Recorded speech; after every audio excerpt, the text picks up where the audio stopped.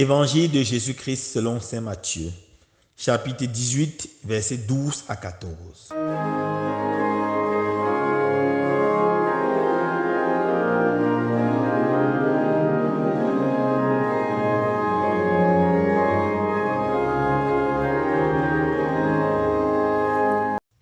En ce temps-là, Jésus disait à ses disciples, « Quel est votre avis?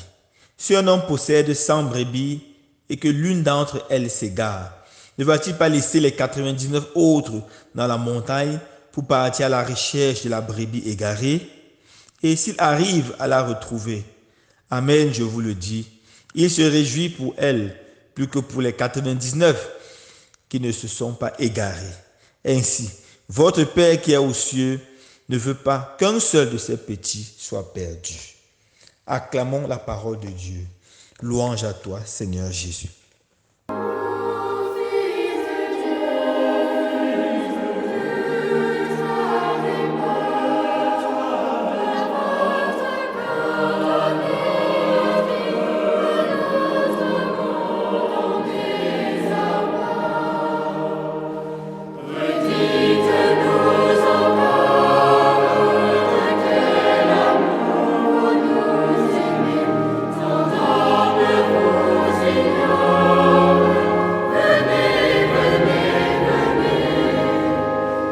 Frères et sœurs bien-aimés, dans l'évangile de ce jour, nous avons l'une des paraboles les plus simples, mais les plus belles du Nouveau Testament. La parabole de la brebis perdue et retrouvée. Saint Matthieu nous raconte cette parabole pour nous montrer à quel point Dieu nous aime. Un berger qui n'hésite pas à laisser les 99 brebis qui sont dans l'enclos pour aller risquer sa vie dans la montagne pour chercher la brebis égarée. Ce berger, c'est Jésus. Jésus qui ne peut jamais rester calme lorsque un pécheur s'égare, mais qui fait tout pour retrouver la brebis égarée. Et l'incarnation se comprend justement avec cette parabole. Dieu quitte la gloire et la majesté du ciel pour venir sur la terre chercher et trouver les brebis égarées. La brebis égarée. Dieu n'est pas satisfait lorsque un de ses enfants est perdu. Un peu comme un papa ou une maman qui a plusieurs enfants, mais qui est triste lorsque un est malade. Elle ne dit pas, non, tous les autres se portent bien, il n'y a que celui-ci qui est malade. Au contraire, elle fait tout ce qui est faisable pour que le malade retrouve la santé. De cette parabole très belle, nous pouvons voir 4 caractéristiques de Dieu, ou mieux encore de l'amour de Dieu. Premièrement, l'amour de Dieu est individuel. Dieu aime chaque être humain de façon singulière. Dieu t'aime mon frère, Dieu t'aime ma soeur de façon spéciale et particulière. Dieu ne nous aime pas de façon générale. Il n'aime pas les brebis en gros, il aime chaque brebis. C'est pour ça que lorsque l'une se perd, il souffre tellement. Il fait tout ce qui est faisable pour la ramener au bercail. L'amour de Dieu est individuel. Mon frère, ma soeur, as-tu déjà fait l'expérience personnelle de l'amour de Jésus?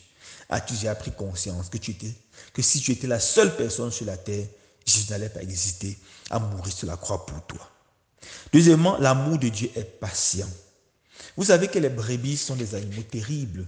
On dit souvent en blaguant, quelqu'un est bête comme un mouton pour dire qu'il ne réfléchit pas du tout. Les brebis, ce sont des animaux qui ne réfléchissent pas. Ils vont partout. Ils ne prennent même pas conscience du danger. Ces brebis peuvent aller dans la montagne, sur des endroits vraiment dangereux.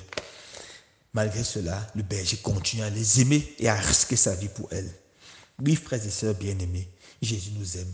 Malgré toutes nos folies, malgré toutes nos misères, Jésus continue à nous aimer. Et c'est lui qui fait le premier pas.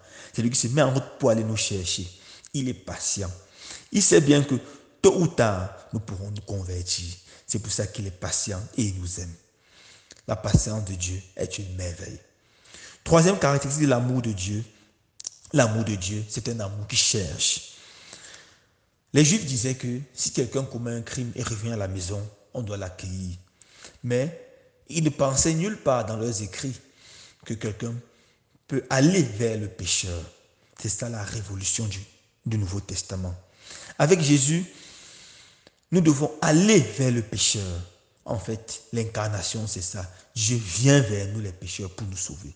Et Jésus continue à aller encore et encore vers les pécheurs pour les ramener au bercail, pour les ramener à la maison du Père. Dieu veut nous ramener à la maison. Dieu cherche la brebis perdue. Dieu cherche le pécheur. Ça correspond à l'enseignement de l'Église, spécialement l'enseignement du pape François, lorsqu'il nous dit d'aller vers les périphéries, d'aller où les hommes se trouvent et les ramener. L'Église doit cesser à être une église de la sacristie, une église qui se contente de rester dans la paroisse évangélisée. Mais l'Église doit sortir et aller vers les pécheurs, aller rencontrer les hommes où ils sont, rencontrer les jeunes où ils sont, dans les écoles et les universités, rencontrer les hommes dans les lieux de loisirs, partout où ils sont pour leur annoncer Jésus. La quatrième et dernière caractéristique de l'amour de Dieu, c'est que l'amour de Dieu, c'est se réjouir. L'amour de Dieu se réjouit lorsqu'une brebis revient à la maison paternelle. Oui, mes frères et sœurs bien-aimés, chaque fois que nous engageons sur un chemin radical de conversion, nous créons une voie immense au ciel. Chaque fois que nous allons nous confesser, nous regrettons vraiment et sincèrement nos péchés, nous pleurons nos péchés, nous organisons une grande fête au ciel. Alors, celui qui veut réjouir le cœur du Seigneur, qu'il apprenne à se convertir, qu'il apprenne à revenir vers le Seigneur. Permettons-moi de conclure en racontant cette histoire. Elle est racontée par Eusebius dans son très beau livre, L'histoire de l'Église. Eusebius raconte que l'apôtre Saint Jean allait d'église en église pour instituer les nouveaux évêques et les installer. Alors, en allant dans une église, il a rencontré une dame qui mourait. Elle lui a confié son jeune garçon. Ne pouvant pas voyager d'endroit en endroit avec ce jeune garçon, car il était un prédicateur itinérant, il a décidé de le confier à l'évêque d'une de ces villes. Il arrive, après avoir institué l'évêque, il supplie l'évêque et lui dit, « Mon frère, est-ce que tu peux veiller sur cet enfant de tout ton cœur et de faire de lui un bon chrétien, quelqu'un qui fera la fierté de cette église et la joie de tous les chrétiens. » L'évêque a accepté avec joie. Saint Jean lui a confié l'enfant. Et immédiatement, l'évêque a commencé à faire tout ce qui était à son pouvoir pour faire de l'enfant un bon chrétien. Mais malheureusement, à l'adolescence, l'enfant a commencé à commencer des pratiques mauvaises. Il a rencontré les jeunes délinquants de son âge. Il a commencé à s'unir à eux. Finalement, il est devenu tellement violent, tellement terrible, qu'il a fui l'église. Il allait sur la montagne s'installer avec ses amis. Il était un brigand de grand chemin. Il terrorisait tous les voyageurs qui passaient. Plusieurs années sont passées et après environ 15 ans, Saint Jean passait dans la région et a vu l'évêque et lui a dit, « Où est notre enfant ?» L'évêque, avec les larmes aux yeux, lui a dit, « Il s'est perdu. Je n'ai pas pu le conduire vers le Christ. Il est dans la montagne en train de terroriser tous les passants. » Immédiatement, Jean a pris son cheval et est allé vers la montagne. On a essayé de le dissuader en disant, « C'est terrible, c'est très dangereux. » Il était vieux et fatigué. Il est allé dans la montagne en criant le nom de l'enfant. Finalement, lorsque l'enfant a écouté la voix de Jean, il a reconnu, il a essayé de s'échapper. Mais Jean lui a dit, « Non, mon enfant, ne fuis pas. Je suis venu te rechercher. Tu es l'enfant de Dieu. Ta place n'est pas parmi les brigands, mais dans l'église de Dieu. Tu es sauvé par le sang de Jésus. » L'enfant a été touché au plus profond de son cœur par les paroles de Jean. Il est revenu. Jean l'a embrassé et Jean est retourné avec lui dans l'église. C'est comme ça qu'il est devenu un très bon chrétien, un très bon témoin du Seigneur. Nous devons être des gens, nous devons être des Jésus qui partent à la recherche des brebis perdues. Loué soit Jésus-Christ.